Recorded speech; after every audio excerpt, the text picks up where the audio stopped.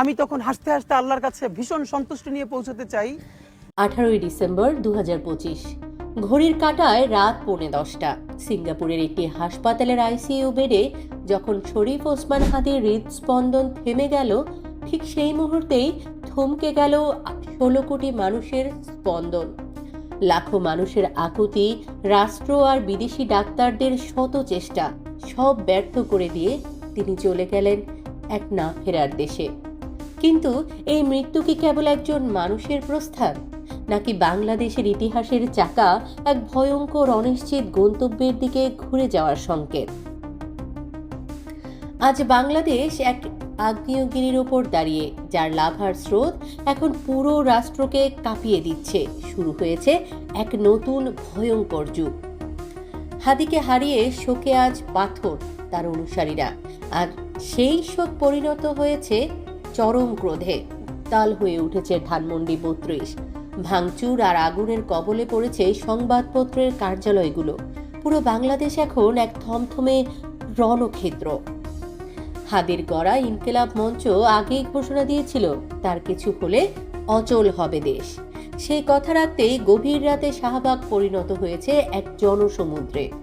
উত্তরা থেকে যাত্রাবাড়ি, দেশের প্রতিটি প্রান্ত থেকে মানুষ ছুটে আসছে রাজপথে। স্লোগানে স্লোগানে প্রকম্পিত হচ্ছে আকাশ বাতাস। হাদির রক্ত বৃথা যেতে দিব না। এই বিক্ষোভ কেবল শোকের নয়, এ এখন চরম প্রতিশোধের আগুন। আর এই আগুনের লক্ষ্য বস্তু হচ্ছে এখন প্রতিবেশী দেশ ভারত। অভিযোগ উঠেছে হাদির খুনিরা সীমান্ত পেরিয়ে প্রতিবেশী দেশে আশ্রয় নিয়েছে। এনসিপির মুখ্য সংগঠক সার্জিস আলমের কণ্ঠ আজ আপোষহীন। তিনি স্পষ্ট জানিয়েছেন, হাদির খুনিদের ফেরত না দেওয়া পর্যন্ত বাংলাদেশে ভারতীয় হাই কমিশন বন্ধ রাখতে হবে। হাসনাত আব্দুল্লাহ বা ডাকসু নেতাদের কণ্ঠেও শোনা যাচ্ছে একই সুর। 7 সিস্টার্স বিচ্ছিন্ন করা কিংবা দূতাবাসের ইট খুলে নেওয়ার মতো চরম হুঁশিয়ারি। কূটনৈতিক বিশ্লেষকরা বলছেন, হাদির মৃত্যু ভারত বাংলাদেশ সম্পর্ককে এক ভয়ঙ্কর খাদের কিনারায় দাঁড় করিয়ে দিয়েছে। পরিস্থিতির ভয়াবহতা আজ করতে পেরে জাতির উদ্দেশ্যে জরুরি ভাষণ দিয়েছেন প্রধান উপদেষ্টা অধ্যাপক ডক্টর মোহাম্মদ ইউনূস। তিনি হাদিকে ফ্যাসিস্টদের প্রধান শত্রু হিসেবে অভিহিত করেছেন এবং 20 ডিসেম্বর রাষ্ট্রীয় শোক ঘোষণা করেছেন। হাদির পরিবার ও সন্তানদের দায়িত্ব নেওয়ার প্রতিশ্রুতিও দিয়েছেন তিনি। কিন্তু প্রশ্ন উঠেছে, যমুনার ভেতর বসে তিনি কি বাইরের উত্তাপটা বুঝতে পারছেন? রাজপথের মানুষের চোখের ভাষা বলছে, তারা আর কেবল আশ্বাসে সন্তুষ্ট নয়, তারা চায় বিচার।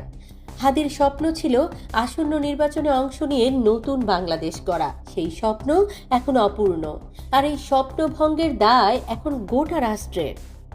এখন মানুষের মুখে মুখে কেবল একটাই আতঙ্ক, পরের জন কে? সোশ্যাল মিডিয়ায় ঘুরছে এক হিট লিস্ট, যেখানে দাবি করা হচ্ছে বিপ্লবের যোদ্ধাদের একে একে শেষ করে দেওয়া।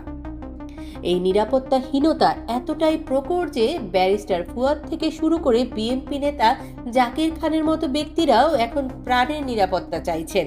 এর মাঝেই 25 ডিসেম্বর দেশে ফেরার কথা বিএনপি নেতা তারেক রহমানের, কিন্তু তিনি এমন এক সময় ফিরছেন যখন দেশ কাঁপছে। হাদির মৃত্যু বিচারহীন থাকলে নির্বাচন হওয়া কি আদৌ সম্ভব? বিশ্লেষকরা মনে করছেন, নির্বাচন অনির্দিষ্টকালের জন্য পিছিয়ে দেওয়ার এক সুগভীর ষড়যন্ত্র ছিল এই হত্যাকাণ্ড। নির্বাচনী অনিশ্চয়তা, ভারতের সাথে কূটনৈতিক সংঘাত আর রাজপথে বিপ্লবীদের সংঘাতমুখী অবস্থান, এই 3 সংকটে বাংলাদেশ আজ দিশেহারা। শরীফ ওসমান হাদির প্রস্থান আমাদের এমন এক যুগে ঠেলে দিল, যেখানে প্রতিটি মোড়ে অপেক্ষা করছে ভারতের গন্ধ। যারা এক নিখুঁত পরিকল্পনায় হাদিকে সরিয়ে দিল, তারা কি সহজে শান্ত হতে দেবে এই দেশকে? আমরা কি এক গৃহযুদ্ধের দিকে এগিয়ে যাচ্ছি? প্রিয় দর্শক, এই সংকটময় মুহূর্তে ঐক্যই আমাদের একমাত্র রক্ষা কবচ। এতক্ষণ দেখছিলেন আমাদের নিউজ চ্যানেল বাংলা ভয়েস। প্রতিদিন দেশের সকল আলোচিত নিউজ শুনতে চাইলে সাবস্ক্রাইব করুন আমাদের চ্যানেল, সেই সাথে অন করে রাখুন বেল আইকন।